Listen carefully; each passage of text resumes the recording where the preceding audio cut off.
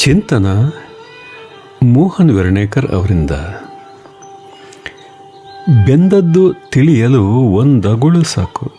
ಹೌದು, ಒಂದು ಪಾತ್ರೆಯಲ್ಲಿರುವ ಅನ್ನ ಬೆಂದಿದೆಯೇ ಎಂದು ತಿಳಿಯಲು ಎಲ್ಲ ಅನ್ನವನ್ನು ಪರೀಕ್ಷಿಸುವ ಅಗತ್ಯವಿಲ್ಲ. ಒಂದು ಅಗುಳನ್ನು ತೆಗೆದು ನೋಡಿದರೆ ಸಾಕು, ಬೆಂದಿರುವುದು ತಿಳಿಯುತ್ತದೆ. ಬದುಕಿನಲ್ಲೂ ಇದೇ ಸತ್ಯ ಅನ್ವಯಿಸುತ್ತದೆ. ಒಬ್ಬ ವ್ಯಕ್ತಿಯ ವ್ಯಕ್ತಿತ್ವವನ್ನು ಅಳೆಯಲು ನೂರಾರು ಸಂದರ್ಭಗಳು ಬೇಕಾಗುವುದಿಲ್ಲ. ಒಂದು ಮಾತು, ಒಂದು ಸಣ್ಣ ವರ್ತನೆ, ಒಂದು ನಿರ್ಧಾರ ಅಥವಾ ಸಂಕಷ್ಟದ ಸಮಯದಲ್ಲಿ ತೋರಿದ ಧೈರ್ಯ, ಸಹಾನುಭೂತಿ ಅಥವಾ ಪ್ರಾಮಾಣಿಕತೆ ಸಾಕು ಅವನ ಒಳ ಮನಸ್ಸು ಹೇಗಿದೆ ಎಂಬುದನ್ನು ತಿಳಿದುಕೊಳ್ಳಲು. ಕೆಲವರು ವೇದಿಕೆಗಳ ಮೇಲೆ ಅದ್ಭುತವಾಗಿ ಮಾತನಾಡುತ್ತಾರೆ.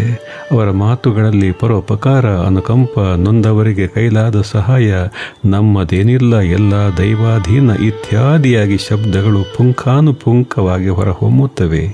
ಆದರೆ ಅವರ ನಿಜವಾದ ವ್ಯಕ್ತಿತ್ವವು ಅವರು ನಿಜ ಜೀವನದಲ್ಲಿ ಹೇಗಿರುತ್ತಾರೆ, ಆರ್ಥಿಕವಾಗಿ ಹಿಂದುಳಿದವರ ಬಗ್ಗೆ ಹೇಗೆ ನಡೆದುಕೊಳ್ಳುತ್ತಾರೆ, ಸಹಾಯ ಕೇಳಿದವನಿಗೆ ಹೇಗೆ ಸ್ಪಂದಿಸುತ್ತಾರೆ, ತಮ್ಮ ತಪ್ಪನ್ನು ಹೇಗೆ ಒಪ್ಪಿಕೊಳ್ಳುತ್ತಾರೆ, ಕೊಟ್ಟ ಮಾತಿನಂತೆ ಹೇಗೆ ನಡೆದುಕೊಳ್ಳುತ್ತಾರೆ ಎಂಬುದರಲ್ಲಿ ಅರಿವಾಗುತ್ತದೆ. ಕೆಲವರದ್ದು ಬರೀ ಬೊಗಳೆ ಮಾತಾಗಿರುತ್ತದೆ. ನಡೆ ಮತ್ತು ನುಡಿಯಲ್ಲಿ ಅಜಗಜಾಂತರ ವ್ಯತ್ಯಾಸ. ನಿಜವಾದ ದೊಡ್ಡಸ್ತಿಕೆ ಮಾತುಗಳಲ್ಲಿ ಅಲ್ಲ, ನಡವಳಿಕೆಯಲ್ಲಿ ಕಾಣಿಸಬೇಕು. ಒಂದು ಹನಿ ನೀರಿನಲ್ಲಿ ಸಮುದ್ರದ ರುಚಿ ತಿಳಿಯುವಂತೆ, ಒಂದು ಹೂವಿನ ಪರಿಮಳದಿಂದ ತೋಟದ ಸೊಬಗು ಅರಿವಾಗುವಂತೆ, ಒಂದು ಅಗುಳಿನಿಂದ ಅನ್ನದ ಸ್ಥಿತಿ ತಿಳಿಯುವಂತೆ, ಮನುಷ್ಯನ ಸಣ್ಣ ಸಣ್ಣ ನಡೆ ನುಡಿಗಳಲ್ಲೇ ಅವನ ಸಂಸ್ಕಾರ, ಮೌಲ್ಯಗಳು ಮತ್ತು ಮಾನವೀಯತೆ ಪ್ರತಿಫಲಿಸುತ್ತವೆ. ಅದೇ ರೀತಿ ಕೆಲವರು ಸಾಧಾರಣವಾಗಿ ತೋರಿದರೂ ಅದ್ಭುತ ಕಾರ್ಯಗಳನ್ನು ಮಾಡುತ್ತಿರುತ್ತಾರೆ. ಸಣ್ಣ ಸಣ್ಣ ನಡೆನುಡಿಗಳಿಂದಲೂ ಅವರು ಮಾನ್ಯತೆಗೆ ಅರ್ಹರಾಗುತ್ತಾರೆ.